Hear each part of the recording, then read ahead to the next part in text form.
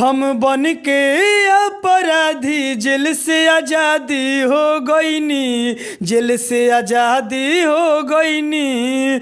हम कोईनी मन से पढ़ाई तो आर्मी वाला हो गईनी, आर्मी वाला हो गईनी।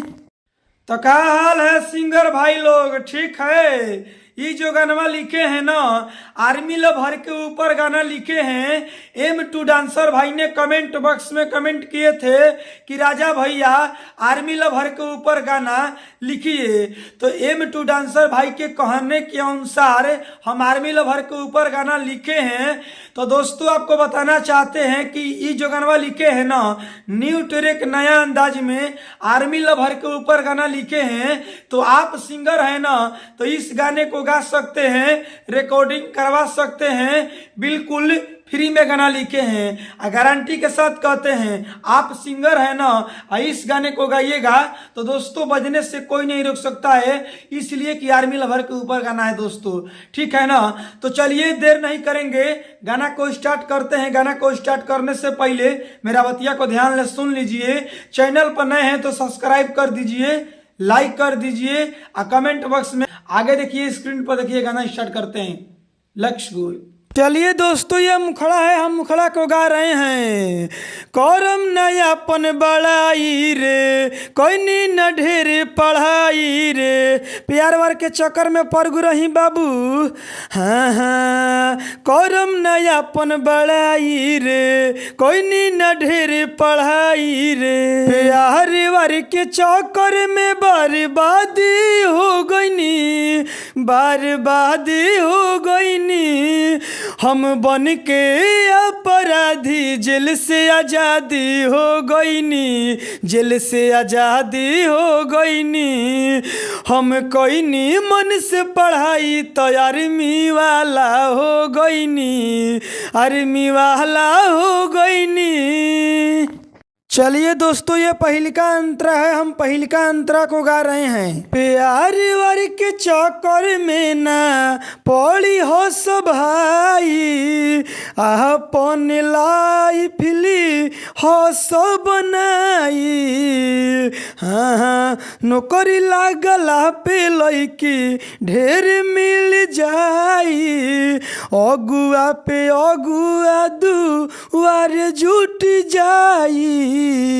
हाँ हाँ, प्यार वार के चक्कर में ना पड़ी हो सब भाई, अपन लाइफ ली हो सब बनाई।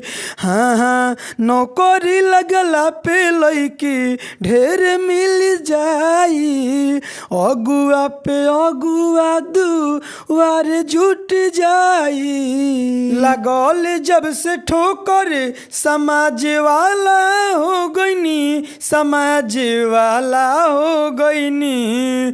हम बन के अपराधी जेल से आज़ादी हो गईनी, जेल से आज़ादी हो गईनी। हम कोईनी मन से पढ़ाई तो आर्मी वाला हो गईनी, आर्मी वाला हो गईनी। चलिए दोस्तों, ये दूसरा का अंतरा है, हम दूसरा का अंतरा को गा रहे हैं। देश खातिर लड़े के बा, देश खातिर मरम, लाइफ में अपना हम शादी न करम। हाँ, राजा सिंघनिया के इहे बधरम, पर शांति शर्मा के कहल करम। दोस्तों, जहाँ पर प्रशांत शर्मा है वहाँ पर आप अपना नाम डालकर इस गाने को गा सकते हैं। प्रशांत भाई ने कमेंट किए थे कि भैया मेरा नाम डालिएगा गाना में, तो फाइनली प्रशांत भैया के नाम डाल दिए हैं। अगर आप भी सिंगर हैं, अपना गाना में नाम डलवाना चाहते हैं तो कमेंट बॉक्स में कमेंट करिएगा अपना नाम, हम आपका नाम गाना में डाल देंगे अगली वीडियो में, ठीक है ना। तो कमेंट करिए अपना नाम। तो देखिए गाना ऐसा है।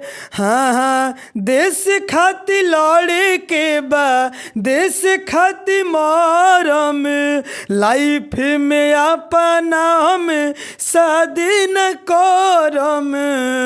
हाँ हाँ, राजा सिंघनिया के इहे बधरम, प्रशांत शर्मा के कहल करम, मन के करी काम मौजी वाला हो गईनी, मौजी वाला हो गईनी।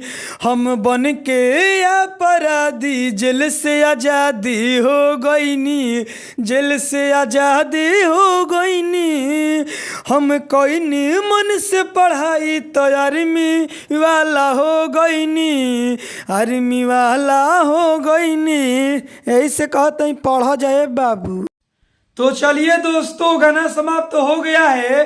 अब जितने सिंगर भाई ने कमेंट बॉक्स में कमेंट किए हैं ना, हम सबका पारा नाम लेने वाले हैं। दोस्तों मजा तो अब आता है जब हम सभी सिंगर का नाम लेते हैं जो कमेंट बॉक्स में कमेंट किए हैं। तो पारा देखिए सबका नाम लेते हैं।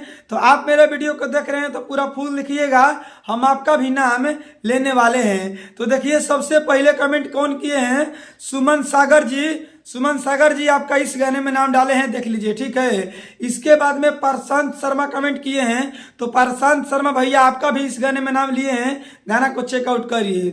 इसके बाद में कमेंट करते हैं M2 डांसर कि राजा भैया आर्मी लवर के ऊपर गाना लिखिए। तो M2 डांसर भैया आपका कहने के अनुसार ये जो गाना लिखे हैं तो आर्मी लवर के ऊपर गाना लिखे हैं। आप बोले थे कि फास्ट में आर्मी लवर के ऊपर गाना लिखिए।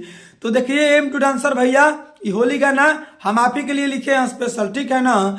इसके बाद में निरंजन जी कमेंट करते हैं, निरंजन ब्लॉग भाई कमेंट करते हैं, ब्लॉग चैनल है इनका, कि सैड सॉन्ग में नाम निरंजन हमारा डालिए राजा भैया। बिल्कुल डालेंगे, टेंशन मत लीजिए निरंजन भाई।